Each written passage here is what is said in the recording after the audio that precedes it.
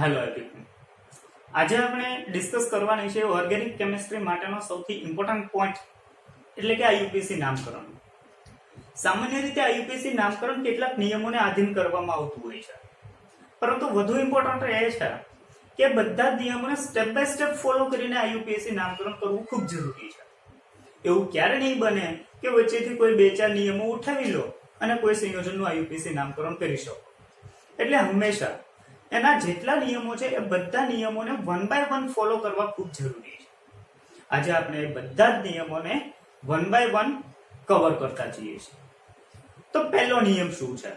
હવે માની લઈએ કે આપણને કોઈ એક કાર્બનિક સંયોજન આપેલું છે.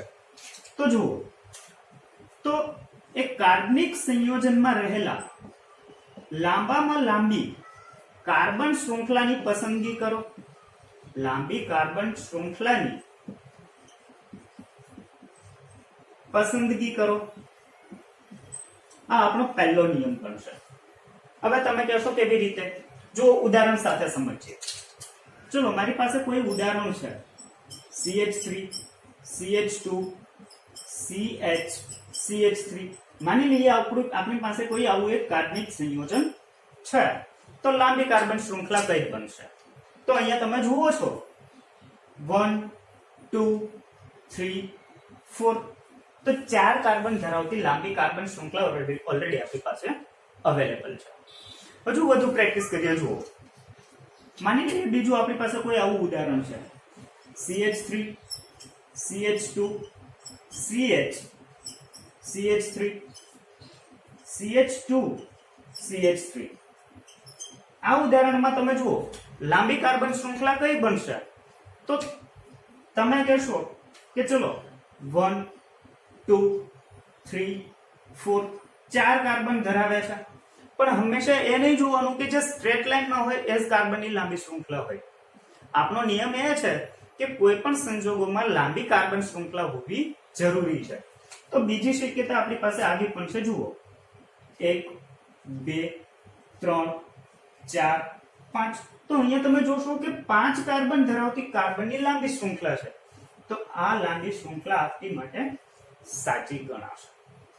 હજુ વધુ પ્રેક્ટિસ કરીએ. જુઓ, માની લઈએ કે આપણી પાસે આવું કોઈ ઉદાહરણ છે CH3 CH2 CH CH2 CH3.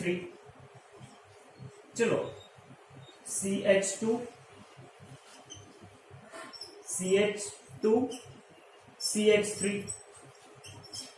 તો લોંગેસ્ટ કાર્બન ચેઇન કઈ બનશે? તો હવે તમને ખ્યાલ આવ્યો હશે 1 2 3 4 5. તો ત્યાં તમે કાર્બનની સંખ્યા ગણવા જશો તો કેટલી બનશે? તો કે 5 કાર્બનની સંખ્યા બનશે. પણ જુઓ, હજુ બીજું એક ઉદાહરણ, આમાં વધુ એક શક્યતા જોઈએ 1 2 3 4 5 6.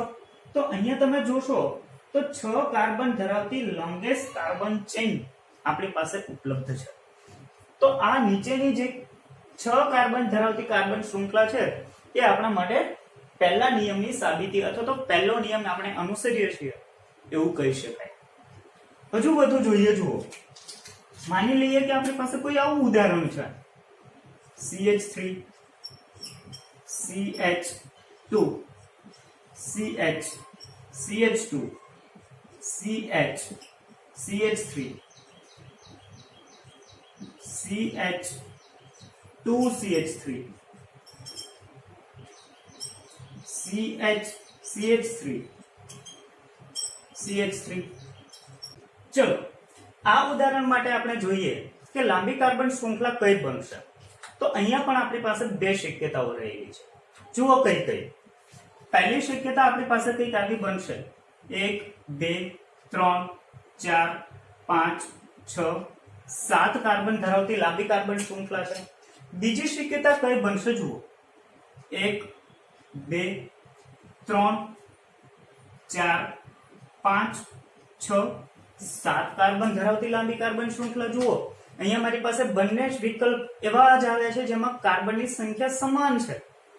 તો આવા સંજોગોમાં કઈ કાર્બન શૃંખલાને પસંદગી આપવી, પ્રાયોરિટી આપવી? તો એવા સંજોગો માટે હંમેશા એક નિયમનું ખાસ પાલન કરો. એ નિયમ કંઈક આપણા માટે આવો બનશે કે વધુ ઉપશૃંખલા ધરાવતી કાર્બન શૃંખલાને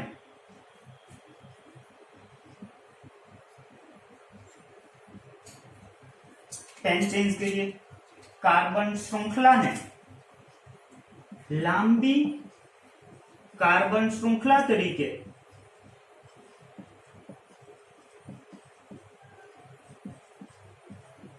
પસંદગી આપો. ચલો આ નિયમને ફોલો કરીએ. કેવી રીતે? તો જુઓ, પહેલી શક્યતા આપણે જે વિચારી હતી 1 2 3 4 5 6 7 કાર્બન વાળી, તો આમાં ઉપશૃંખલાઓ કેટલી છે? તો અહીંયા તમે જોશો કે એક ઉપશૃંખલા મિથાઇલ સમૂહની છે અને બીજી ઉપશૃંખલા એ મારા માટે આઇસોપ્રોપાઇલ સમૂહની ઉપશૃંખલા છે, મતલબ કે બે જ ઉપશૃંખલાઓ છે. પણ બીજી શક્યતા જે આપણે વિચારીએ છીએ, જુઓ 1 2 3 4 5 6 7, તો જુઓ એક મિથાઇલ સમૂહની ઉપશૃંખલા છે, એક ઇથાઇલ સમૂહની ઉપશૃંખલા છે, ત્રીજી વળી પાછી મિથાઇલ સમૂહની ઉપશૃંખલા છે. તો ત્રણ ઉપશૃંખલાઓ આવે છે. જુઓ, મિથાઇલ સમૂહ, ઇથાઇલ સમૂહ અને મિથાઇલ સમૂહ. તો આપણા માટે આ જે નંબરિંગ કરીએ છીએ એટલે કે લાંબી કાર્બન શૃંખલાની પસંદગી કરીએ છીએ 1 2 3 4 5 6 7, તો એ પદ્ધતિ અથવા તો એ લાંબી કાર્બન શૃંખલા એ આપણે પહેલા નિયમને અનુસરીએ છીએ એમ કહી શકાય. તો હવે ખ્યાલ આવ્યો હશે કે પહેલો નિયમ કેવી રીતના પાલન કરવું. તો હવે પછી જોઈએ આપણે બીજા નિયમ પર. તો બીજો નિયમ આપણા માટે કંઈક આવો છે: ક્રિયાશીલ સમૂહ, ક્રિયાશીલ અથવા તો વિસ્થાપિત સમૂહને લઘુત્તમ નંબર આપો. તો જુઓ એ કેવી રીતે. ફરી પાછું ઉદાહરણ લઈએ. CH3 CH2 CH CH2 CH2 CH3 CH3. ચલો પહેલા આપણે જોયું કે કાર્બનની લાંબી કાર્બન શૃંખલા છે. બીજું અહીંયા જોઈએ છીએ કે મિથાઇલ સમૂહ આપણા માટે વિસ્થાપિત સમૂહ તરીકે વર્તશે. તો વિસ્થાપિત સમૂહને કઈ બાજુથી નંબર આપવું તો લઘુત્તમ ક્રમાંક મળશે.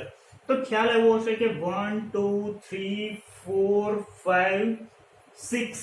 તો આ બાજુથી જ્યારે હું નંબરિંગ આપીશ તો મિથાઇલ સમૂહને લઘુત્તમ ક્રમાંક મળશે. પણ જો એની વિરુદ્ધ બાજુથી નંબરિંગ આપીએ તો જુઓ 1 2 3 4, તો 4 નંબર મળશે. તો એ બીજા નિયમને અનુસરતું નથી. હજુ વધુ ઉદાહરણ લઈએ. જુઓ એટલે વધારે ખ્યાલ આવશે. ચલો મારી પાસે કોઈ આવું એક એક્ઝામ્પલ છે. CH3 CH2 CH CH2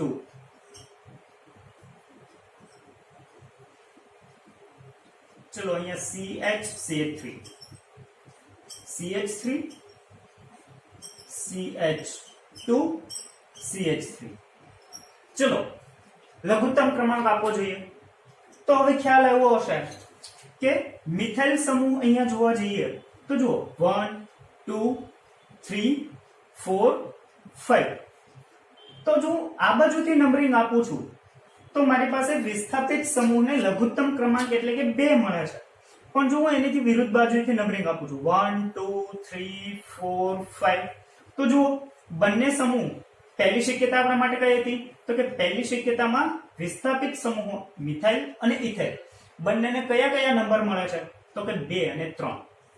2 અને 3.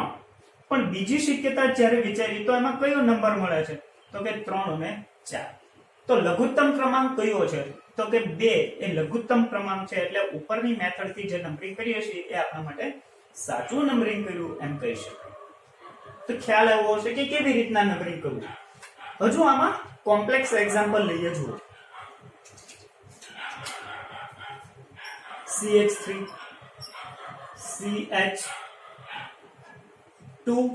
CH CH2 CH CH2 CH3 CH3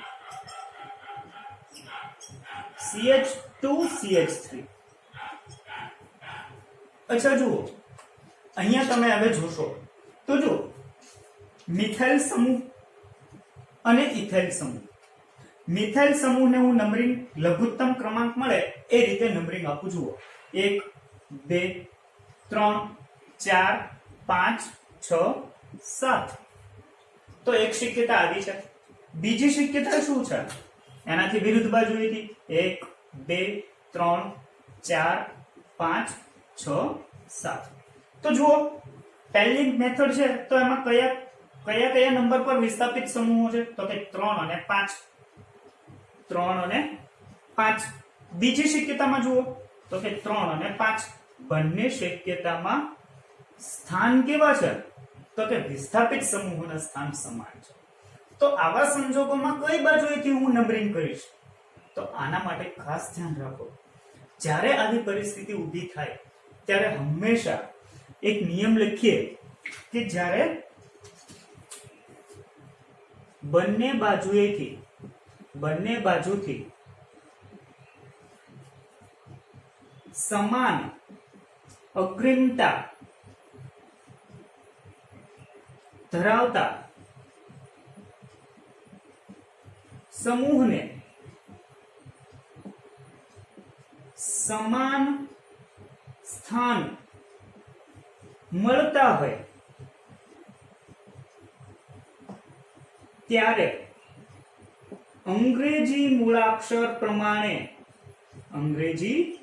મૂળાક્ષર મુજબ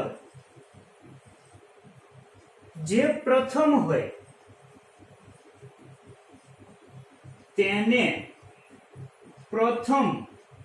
તેને લઘુત્તમ નંબર આપો જુઓ શું કહે છે આપણો નિયમ તો કે જ્યારે બંને બાજુએથી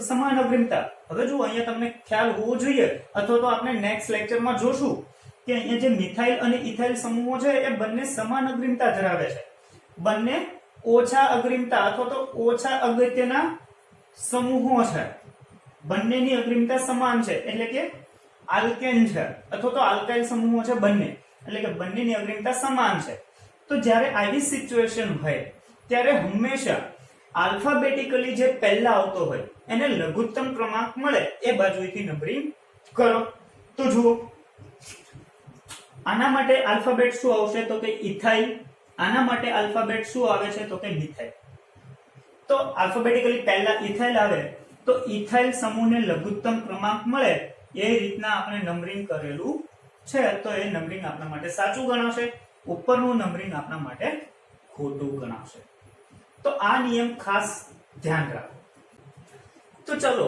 હજુ આવા કેટલાક ઉદાહરણો આપણા માટે જાણવા ખૂબ જરૂરી છે ચલો એક વધુ ઉદાહરણ લઈએ માનીએ કે આપણી પાસે કોઈ એક આવું ઉદાહરણ છે CH3 CH2 CH CH2 CH CH2 CH3 માની લઈએ અહીંયા વિસ્થાપિત સમૂહ CH3 CH3 CH3 ચલો આ ઉદાહરણ માટે આપણે નંબરિંગ કરીએ તો કઈ બાજુથી નંબરિંગ કરવું યોગ્ય ગણાશે તો જુઓ બંને શક્યતાઓ વિચારો 1 2 3 4 5 6 7 બીજી શક્યતા પણ સાથે સાથે વિચારીએ તો જુઓ 1 2 3 4 5 6 7 ચલો અહીંયા તમે જોશો તો ફરી વખત એવું જોવા મળે છે કે બંને બાજુએથી જુઓ અહીંયા પણ મિથાઇલ સમૂહ છે કે જે વિસ્થાપિત સમૂહ છે અહીંયા પણ મિથાઇલ સમૂહ જે વિસ્થાપિત સમૂહ છે અને બંને બાજુએથી મિથાઇલ સમૂહના સ્થાન સમાન છે જુઓ અહીંયા જો નીચેની નંબરિંગ મેથડ વિચારો તો પણ મિથાઇલ સમૂહ ત્રીજા સ્થાને છે ઉપર બાજુએથી નંબરિંગ મેથડ વિચારીએ તો પણ મિથાઇલ સમૂહ ત્રીજા સ્થાને પણ અહીંયા ખાસ અવલોકન કરો કે વિસ્થાપિત સમૂહોની સંખ્યા કેટલી છે તો કે 3 કે 3 કરતા વધારે છે. જ્યારે આવી સિચ્યુએશન આવે ત્યારે હંમેશા લોવેસ્ટ સમ રૂલ એપ્લાય કરો. શું દાખલ કરીએ છીએ? લોવેસ્ટ સમ રૂલ એટલે શું? તો કે જે વિસ્થાપિત સમૂહો છે એમના સ્થાન લખો. ચલો પહેલા ઉપરની મેથડ થી વિચારીએ તો શું બને? તો કે મિથાઇલ સમૂહ 3, પછી મિથાઇલ સમૂહ 5 વત્તા 5. ચલો સરવાળો કરીએ તો કેટલો થશે? તો કે 13. નીચેની બાજુએથી વિચારો. ચલો 3 3 બે મિથાઇલ સમૂહ 3 વત્તા 3 વત્તા શું થશે? 5. તો ચલો 8 9 10 11. તો જુઓ જ્યારે આવી સિચ્યુએશન આવે એટલે કે 3 કે 3 કરતા વધારે વિસ્થાપિત સમૂહો હોય ત્યારે હંમેશા લોવેસ્ટ સમ રૂલ ને ફોલો કરી જે સ્થાનનો સરવાળો લો આવે એટલે કે ઓછો આવે એ નંબરિંગ મેથડ આપણા માટે સાચી કરી ગણાશે. તો ચલો નિયમ લખી દઈએ. શું બને છે? તો કે જ્યારે 2 કરતા વધારે વિસ્થાપિત સમૂહ સમાન સ્થાને આવેલા હોય ત્યારે લોવેસ્ટ સમ રૂલ્સ ને અનુસરો.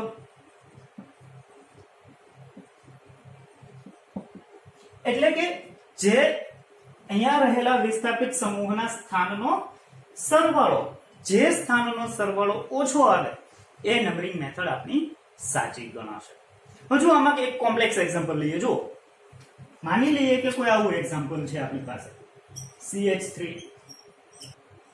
હવે જુઓ દરેક એક્ઝામ્પલમાં લોવેસ્ટ સમ રૂલ થી આપણું સોલ્યુશન આવી જ જશે એવું શક્ય બનશે નહીં. કેટલાક સંજોગોમાં લોવેસ્ટ સમ રૂલ પણ ફેલ જાય છે. જુઓ કેવી રીતના? CH3 CH2 CH2 CH3 CH2 CH3 CH2 CH2 CH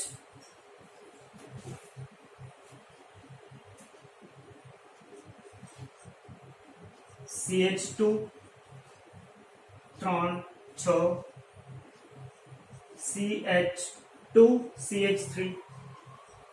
માની લઈએ અહીંયા આપણી પાસે છે મિથાઇલ સમૂહ CH3. ચલો આવું કોઈ આપણી પાસે એક એક્ઝામ્પલ છે. આના માટે આપણે નંબરિંગ કઈ રીતે કરીએ જુઓ. તો બંને શક્યતાઓ આપણે પહેલા વિચારવી પડશે. ચલો 1 2 3 4 5 6 7 8 9. તો 9 કાર્બન છે જે ઓલરેડી આપણી પાસે લોંગેસ્ટ કાર્બન છે ચેઇન છે. ચલો બીજી 1 2 3 4 5 6 7 8 9. ચલો તો આપણે પહેલા આમને 3 વિસ્થાપિત સમૂહ છે એટલે લોવેસ્ટ સમ રૂલ લગાવીએ. સ્થાનનો સરવાળો કરીએ. ઓબ્ઝર્વ કરીએ શું આન્સર આવે છે. જુઓ પહેલા ઉપરની મેથડ થી જોઈએ તો શું આવશે? 2 પ્લસ 7 7 7 પ્લસ 7 તો શું આવશે? 14 ને 2 16. નીચેની મેથડ વિચારીએ. જુઓ તો કે 3 3 3 3 8 14. જુઓ અહીંયા તમે જુઓ છો કે 16 કરતા 14 નીચા છે અથવા તો નાના છે એટલે તમને ખ્યાલ આવશે અથવા તો તમારો આન્સર હશે કે નીચેની નંબરિંગ મેથડ એ અમારા માટે સાચી છે. પણ ના, શું કામ ના? તો અહીંયા હમણાં જ આપણે વાત કરી કે દરેક વખતે લોવેસ્ટ સમ રૂલ 100% સાચો ગણાશે એ શક્ય છે નહીં. કેટલાક એવા એક્ઝામ્પલ એવા હશે કે જેમાં લોવેસ્ટ સમ રૂલ એ પણ ફેલ થતો હોય.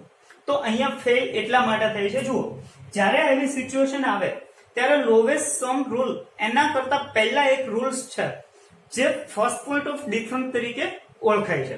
અચ્છા ફર્સ્ટ પોઈન્ટ ઓફ ડિફરન્સ અહીંયા આપણે લખી જ દઈએ. રૂલ્સ શું છે? તો આપણો રૂલ કઈ આવો છે,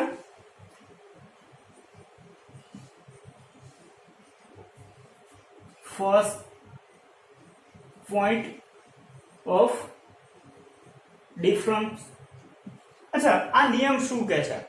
તો કે હંમેશા તમે એમના સ્થાન એ પહેલેથી જોતા જાઓ. જે સ્થાને, હવે જુઓ અહીંયા ઉદાહરણ સાથે જોતા જઈએ એટલે વધારે ખ્યાલ આવશે. અહીંયા આપણે વાત કરતા હતા કે 14 એ નાના હોવા છતાં એ આન્સર ખોટો હશે. શું કામ? તો અહીંયા તમે જુઓ પહેલો સ્થાન ક્યાં છે, તો કે બીજા સ્થાન ઉપર મિથાઇલ સમૂહ છે. અહીંયા તમે જોવા જશો તો કે ત્રીજા સ્થાન ઉપર છે. જુઓ આપણો રૂલ શું છે, ફર્સ્ટ પોઈન્ટ ઓફ ડિફરન્સ, પહેલા જ પોઈન્ટ નો ડિફરન્સ આવી જાય છે. જુઓ કે અહીંયા મિથાઇલ સમૂહ અથવા તો વિસ્થાપિત સમૂહ બીજા સ્થાન ઉપર છે, અહીંયા ત્રીજા સ્થાન ઉપર છે. તો ખ્યાલ આવશે કે આપણે તો અથવા તો એવું શીખીએ છીએ કે વિસ્થાપિત સમૂહને લઘુત્તમ ક્રમાંક મળવો જોઈએ, તો બે માંથી કઈ મેથડ થી લઘુત્તમ ક્રમાંક મળે છે? તો ખ્યાલ આવશે કે અહીંયા સેકન્ડ પોઝિશન ઉપર છે, જ્યારે નીચે થર્ડ પોઝિશન ઉપર છે. નો ડાઉટ એમનો સમ ભલે વધારે હોય, એટલે જ આપણે વાત કરીએ છીએ કે લોવેસ્ટ સમ રૂલ દરેક વખતે 100% સાચો નથી. એના કરતા વધારે બેટર છે એ છે first point of different rule. ચલો તો આનું ડિસ્ક્રાઇબ કરીએ તો શું બને છે? અહીં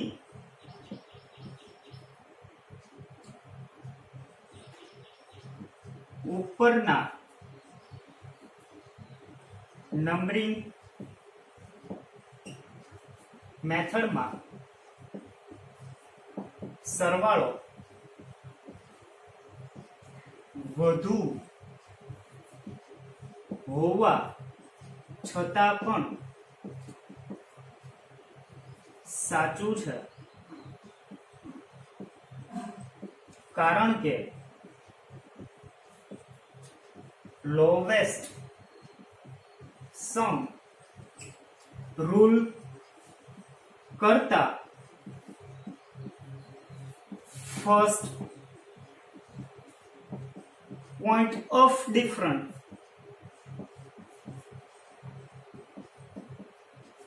રૂલ વધુ અગત્યતા ધરાવે છે.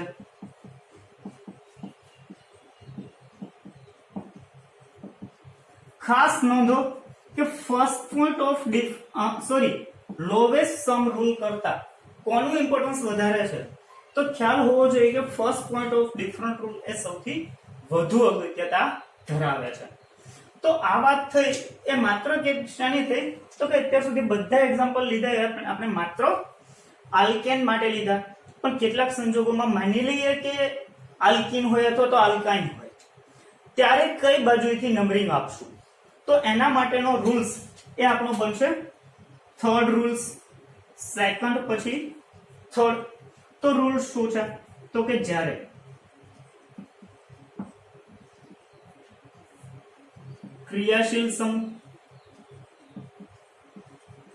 ક્રિયાશીલ અથવા વિસ્થાપિત અથવા દ્વિબંધ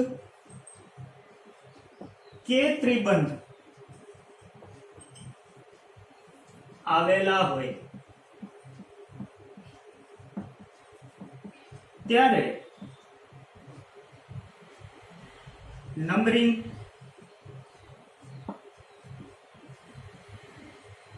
કઈ રીતે કરવું? તો જુઓ ઉદાહરણ સાથે જોતા જઈએ. માની લઈએ કે આપણી પાસે કોઈ એક આવું ઉદાહરણ છે, CH3 CH double bond CH3. તો કઈ બાજુથી નંબરિંગ કરશો? તો હવે તમને ખ્યાલ હોવો જોઈએ કે અહીંયા ડબલ બોન્ડ એ આપણા માટે એક ફંક્શનલ ગ્રુપ છે, એટલે કે વિસ્થાપિત સમૂહ છે.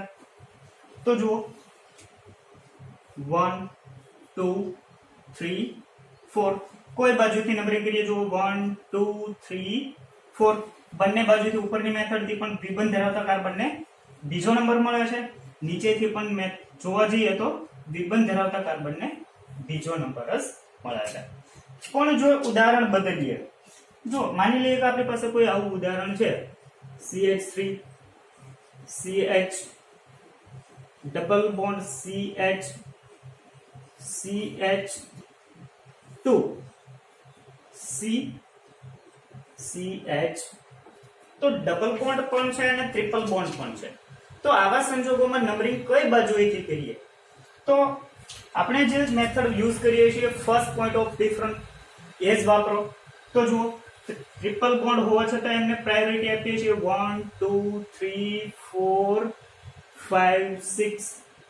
પણ જો હું આ બાજુથી નંબરિંગ એના કરતા વિરુદ્ધ બાજુથી નંબરિંગ કરીશ 1 2 3 4 5 6. જો ઉપરની મેથડથી નંબરિંગ કરીએ તો દ્વિબંધ, જો અગાઉ આપણે વાત કરી હતી કે જેવી રીતના અહીંયા પણ વિસ્થાપિત સમૂહની અગ્રિમતા કેવી છે? સમાન છે. એવી જ રીતના દ્વિબંધ અને ત્રિબંધની અગ્રિમતા સમાન છે. એટલે બંને બંધ કેવા ગણાશે? સમાન ગણાશે. ક્યારે સમાન ગણાય, ક્યારે સમાન ન ગણાય, એની હમણાં આપણે ડિસ્કશન કરીએ છીએ. તો ચલો અહીંયા આપણે ડિસ્કસ કરીએ છીએ કે ભાઈ ત્રિબંધ છે તો એમના કાર્બનને પહેલો નંબર મળે છે અને દ્વિબંધ ધરાવતા કાર્બનને ચોથો. તો 1 નંબરિંગ કયા કયા જગ્યાએ સ્થાન છે? પહેલું સ્થાન પહેલી જગ્યાએ અને ચોથી જગ્યાએ. નીચેથી જોવા જઈએ તો કઈ કઈ સ્થાને છે? તો કે બીજી સ્થાને અને પાંચમા સ્થાને.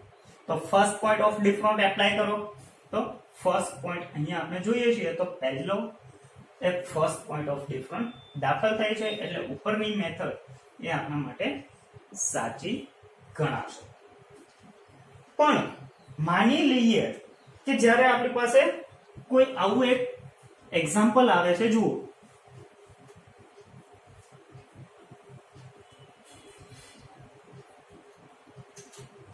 માનીએ કે મારી પાસે આવું ઉદાહરણ છે CH3CH double bond CH C triple bond CH sorry CH3.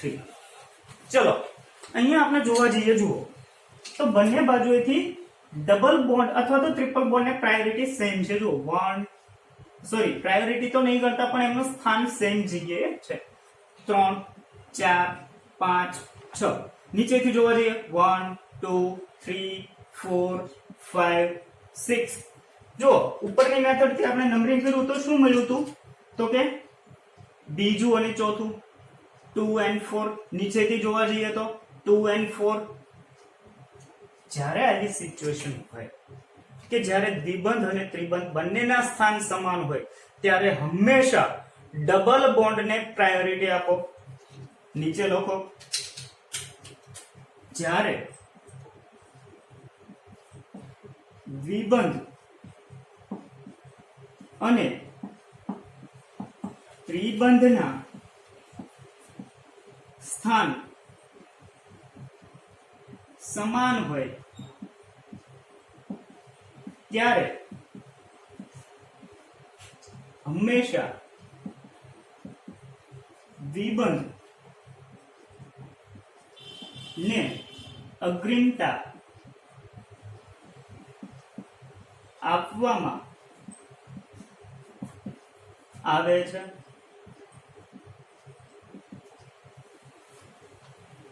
હજુ એક સાદું ઉદાહરણ લઈએ. જો હજુ એક એક્ઝામ્પલની પ્રેક્ટિસ કરી અને આપણે ક્લાસ કમ્પ્લીટ કરીએ છીએ.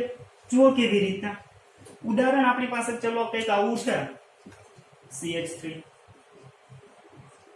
CH double bond CH CH CH3. અહીંયા મારી પાસે છે માની લઈએ કે NO2.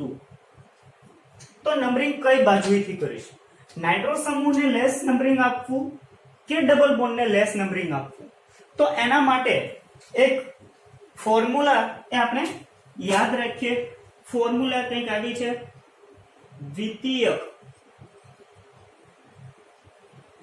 પ્રત્યય